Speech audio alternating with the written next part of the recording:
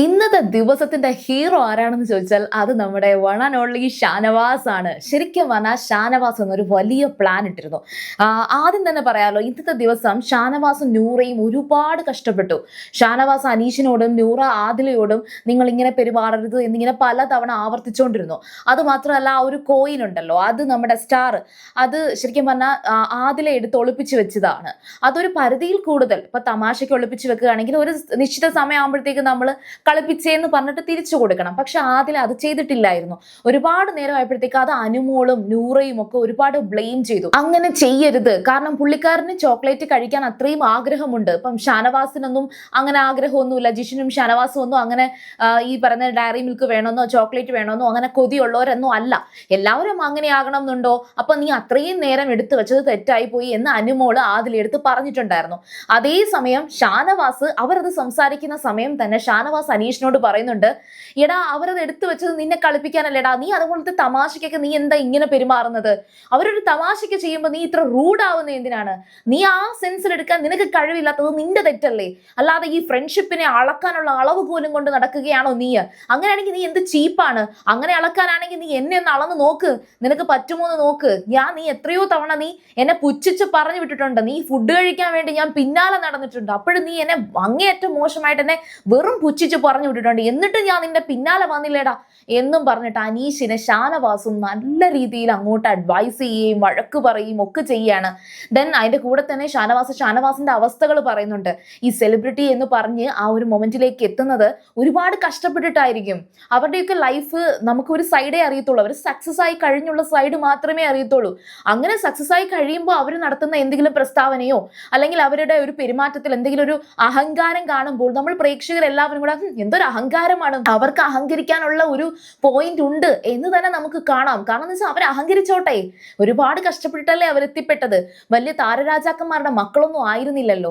ഞാൻ ഇതൊരു കോൺട്രവേഴ്സിക്ക് വേണ്ടി പറയുന്നതല്ല. ഇവരൊക്കെ സത്യം പറഞ്ഞാൽ ഈ പറയുന്ന ഷാനവാസ് ആയിക്കോട്ടെ അല്ലെങ്കിൽ മറ്റിപ്പോ അനുമോൾ ആയിക്കോട്ടെ, 11 വർഷമായിട്ട് അനുമോൾ ഈ പറയുന്ന ഒരു ഫീൽഡിലുണ്ട്. ഷാനവാസും തരക്കേടില്ലാതെ കുറെ വർഷങ്ങളായിട്ട് ഈ ഒരു ഫീൽഡിലുണ്ട്. ഇവരൊക്കെ ആഗ്രഹിച്ചത് സീരിയൽ നടനായിട്ട് ഇങ്ങനെ പോകണം എന്നാണോ? സത്യത്തിൽ അവർ അവരുടെ ഫീൽഡിൽ സക്സസ് അല്ലല്ലോ. അവർ സീരിയലിൽ മാത്രം ഒതുങ്ങാതെ, സീരിയൽ മോശം എന്നല്ല, അതിൽ കൂടുതലൊക്കെ എത്താൻ അവരും ആഗ്രഹിക്കുന്നുണ്ട്. പക്ഷെ അവരെയൊക്കെ കൺസിഡർ ചെയ്ത് നോക്കുമ്പോൾ അനീഷ് എന്ന് പറയുന്നത് നല്ലൊരു എന്താ പറയാ, നല്ലൊരു പ്രൊഫഷൻ അദ്ദേഹത്തിനുണ്ട്.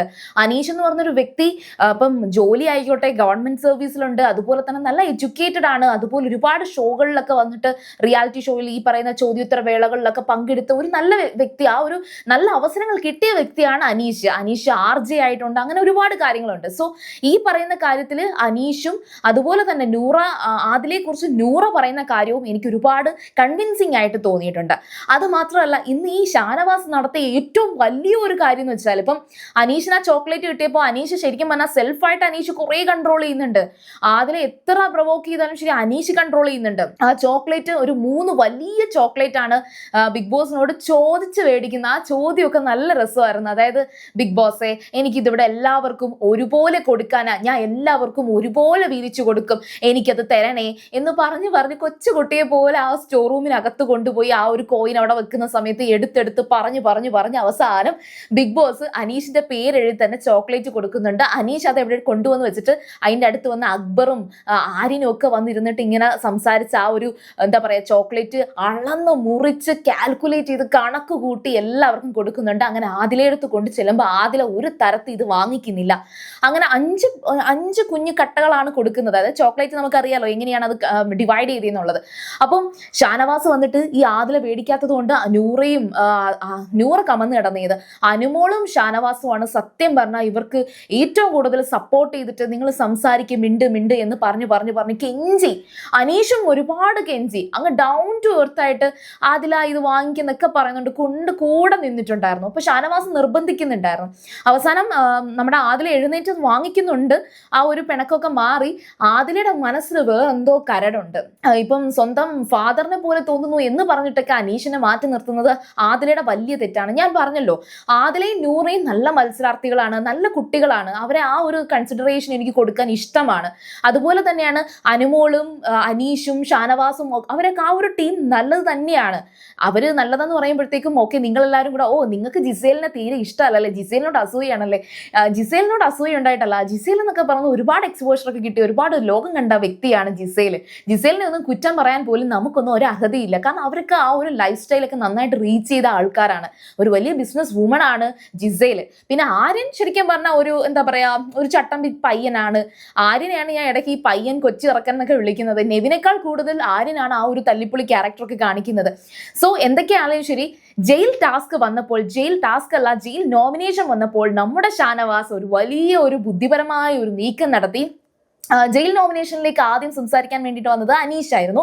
അനീഷ് ശരിക്കും പറഞ്ഞാൽ ഈ പറയുന്ന ആദിലിനെ ഒന്നും പറഞ്ഞില്ല. പക്ഷെ രണ്ടാമത് വന്നത് ഷാനവാസ് ആണ്. ഷാനവാസ് അപ്പോൾ എല്ലാവരുടെയും തലച്ചോറിലേക്ക് ഒരു കാര്യം അങ്ങോട്ട് ഇഞ്ചക്ട് ചെയ്തു.